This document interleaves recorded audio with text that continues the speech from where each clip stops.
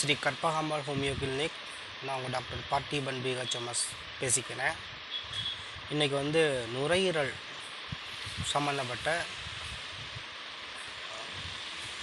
சுவாச பாதையில் வரக்கூடிய ஒரு அலர்ஜி, ஒரு ஒவ்வாமை, அதாவது ஆஸ்துமாவை பற்றி கொஞ்சம் பார்க்கலாம். இந்த சுவாச பாதையில் வரக்கூடிய அலர்ஜி, இந்த நுரையீரலில் இருக்கக்கூடிய காற்று பாதையில் வரக்கூடிய ஒரு அலர்ஜி. இந்த அலர்ஜியானது ஒரு மீளக்கூடிய ஒரு தன்மையில் வரக்கூடிய ஒரு நோயாகும். அதாவது இந்த ஆஸ்துமாங்கிற கண்டிஷன்ஸ் வந்து எப்போ வந்து அலர்ஜி வந்து அதிகமாக இருக்கோ அப்போ அதனுடைய நுரையீரலில் உள்ள காற்றுப்பாதையில் வந்து அதனுடைய பாதையில் தடிப்புகள் உருவாவதற்கு வாய்ப்பு இருக்குது. அதுபோல் அந்த அலர்ஜி நார்மலான பின்னாடி அந்த சுவாச பாதையானது ஒரு இயல்பான நார்மலான ஒரு காற்று செல்லக்கூடிய ஒரு தன்மைக்கு மீளக்கூடிய தன்மைக்கு வந்து ஆஸ்துமா அப்படிங்கிற ஒரு சுவாச பாதைக்கான ஒரு நோய்க்குறியாகும். இந்த ஆஸ்துமாங்கிறது பார்த்திங்கன்னா முக்கியமாக வந்து இது வந்து நமக்கு வந்து மரபு சார்ந்து வரலாம், அல்லது வந்து நம்மளுடைய சூழ்நிலை சார்ந்த ஒரு மாறுபாடுகளினாலும் வரலாம். குறிப்பாக 12 வயதுக்கு உட்பட்டு வரக்கூடிய இந்த ஆஸ்துமா வந்து நம்ம மரபு காரணங்களாக சற்று எடுத்துக்கலாம். ஆனால் 12 வயதுக்கு வரக்கூடிய இந்த ஆஸ்துமா கண்டிஷன்ஸை வந்து சூழ்நிலை மற்றும் மரபு காரணிகள் வந்து தீர்மானிக்கக்கூடிய சூழ்நிலையில் வந்து உள்ளது. அதாவது இது நம்ம பார்க்கக்கூடிய வேலை, நம்மளுடைய சூழ்நிலையில் இருக்கக்கூடிய காற்று மாசுபாடு, அல்லது நம்மளுடைய ஏதாச்சும் ஒரு வாசனை திரவியங்கள் யூஸ் பண்ணுறனால வரக்கூடிய அலர்ஜியோ, இந்த காற்றில் இருக்கக்கூடிய தூசுகள், நம்ம வேலை பார்க்கக்கூடிய ஏரியாவில் வேலை பார்க்கக்கூடிய துறை சார்ந்த மாசுகள், அதனால் வரக்கூடிய நுரையீரல் சிரமமும் ஆஸ்மாங்கிற கண்டிஷன்ஸை வந்து நமக்கு வந்து உருவாக்கலாம். இந்த ஆஸ்மா, அதாவது மூச்சு திணறல், சுவாச பாதையில் ஒரு தொற்று, காற்று பாதையில் வந்து ஒரு தொற்று வரும்போது முக்கியமாக வந்து நமக்கு வந்து டிஃபிகல்ட் இன் ப்ரீத்திங், மூச்சு வர்றதில் வந்து சிரமத்தை வந்து உண்டு பண்ணும்.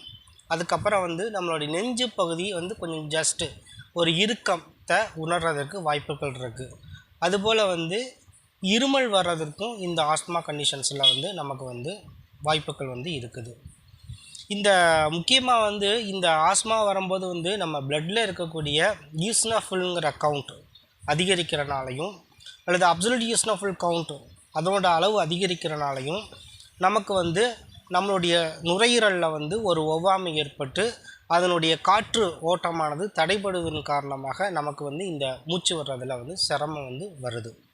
அதுபோல் இந்த சின்ன குழந்தைங்களுக்கு பார்த்திங்கன்னா வைரஸ் மற்றும் பாக்டீரியா, ரீனோ வைரஸ் மற்றும் பாக்டீரியா தொற்றுக்களினால் மூச்சுக்குழலில் வரக்கூடிய இன்ஃபெக்ஷன்னாலையும் இந்த சின்ன குழந்தைங்களுக்கு வந்து நமக்கு வந்து இந்த மூச்சு வர சிரமம், ஆஸ்மா வர்றதற்கான வாய்ப்புகள் வந்து இருக்குது. இந்த நம்ம ஆஸ்மா வர்றது எப்படிங்கிறத நம்ம வந்து கண்டுபிடிக்கலான்னு பார்த்திங்கன்னா முக்கியமாக அறிகுறிகளை வச்சு கண்டுபிடிக்கலாம். இன்வெஸ்டிகேஷன் பார்த்திங்கன்னா ஸ்பைரோமெட்ரின்னு சொல்லக்கூடிய லங் ஃபங்க்ஷன் டெஸ்ட்டை வச்சு நம்ம வந்து ஆஸ்மா இருக்கிறதாங்கிறத வந்து கன்ஃபார்ம் பண்ணிக்கலாம்.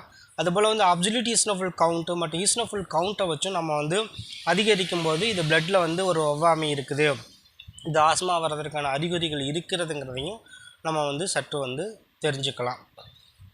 பட் வந்து இந்த ஆஸ்மா வந்து நம்ம முக்கியமாக வந்து நம்ம சூழ்நிலை காரணிகள் வந்து இந்த ஆஸ்மாவை தீர்மானிக்கும் போது அந்த சூழ்நிலை காரணிகளை நம்ம முற்றிலும் அதிலேருந்து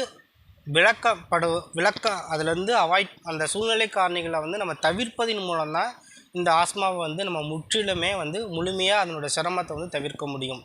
இந்த மெயின்டெனிங் காசுன்னு சொல்லக்கூடிய அந்த சூழ்நிலை காரணிகளை வச்சுக்கொண்டே நம்ம மருந்து செய்கிறதுங்கிறது அது வந்து நமக்கு அவ்வளவு வந்து தெளிவான ஒரு பலனை வந்து தரதில்லை. எனவே நமக்கு வந்து ஒரு ஆஸ்மா நம்மளுடைய மரபு சார்ந்த பலனில் ஆஸ்மாக்கான அறிகுறிகள் இருந்தாலும் சூழ்நிலையின் வரக்கூடிய மாசுக்கள், அந்த தொற்றுக்கள், அதெல்லாம் முற்றிலும் அவாய்ட் பண்ணுறது வந்து நமக்கு வந்து ஒரு நல்ல ஒரு பலனை வந்து இந்த மூச்சு வர சிரமம் ஆஸ்மா பேஷண்ட்ஸ்க்கு வந்து ஒரு நல்ல ஒரு தீர்வாக இருக்குங்கிறத சொல்லிக்கிறேன். மற்றபடி பார்த்திங்கன்னா இந்த ஆஸ்மா பேஷண்ட்ஸ்க்கு வந்து அவங்களுக்கு வந்து இரவு காலத்தில் வந்து இந்த நோய்க்குறிகள் வந்து அதிகரிக்கிறதுக்கு வாய்ப்பு இருக்குது. அதுபோல் வந்து அவங்களுடைய உடல் பயிற்சி, மோஷன் எக்ஸசைஸ் பண்ணும் போதும், உடலுக்கு ஒரு அசைவு கொடுக்கும் போதும் இந்த பிரச்சனை வந்து அதிகரிக்கிறதுக்கு வாய்ப்பு இருக்குது. அதுபோல் வந்து ஈசோஃபேகல் ரிஃப்ளக்ஸ் டிசீஸ்னு சொல்லக்கூடிய அந்த உணவு பாதையில் வரக்கூடிய அலர்ஜி கூட இவங்களுக்கு வந்து இந்த ஆஸ்மாவுடைய நோய்க்குறிகளை வந்து அதிகரிக்கிறதுக்கான வாய்ப்புகளும் இருக்குது. எனவே தக்க சிகிச்சை முறையை மேற்கொள்வதன் மூலமும் சூழ்நிலை காரணிகளை தவிர்ப்பதன் மூலமும் இந்த ஆஸ்மாவினுடைய நோய்க்குறிகளை வந்து முற்றிலும் வந்து நம்ம சமப்படுத்தி ஒரு கடினமில்லாத வாழ்க்கை முறையை வாழ்கிறதற்கான முயற்சியை மேற்கொள்ளலாம். ஹோமியோபதினு பார்த்திங்கன்னா இந்த ஆஸ்மா சுவாச பாதை தொற்று மற்றும் அலர்ஜிக்கு அது நம்மளுடைய நோய் எதிர்ப்பு சக்தியை முற்றிலும் அதிகரித்து நமக்கு இந்த பிரச்சனையை முற்றிலும் வராமல் தடுக்கக்கூடிய சிறப்பான மருந்துகள் இருக்கிறதுங்கிறத நான் தெரியப்படுத்திக்கிறேன். Thank you everybody.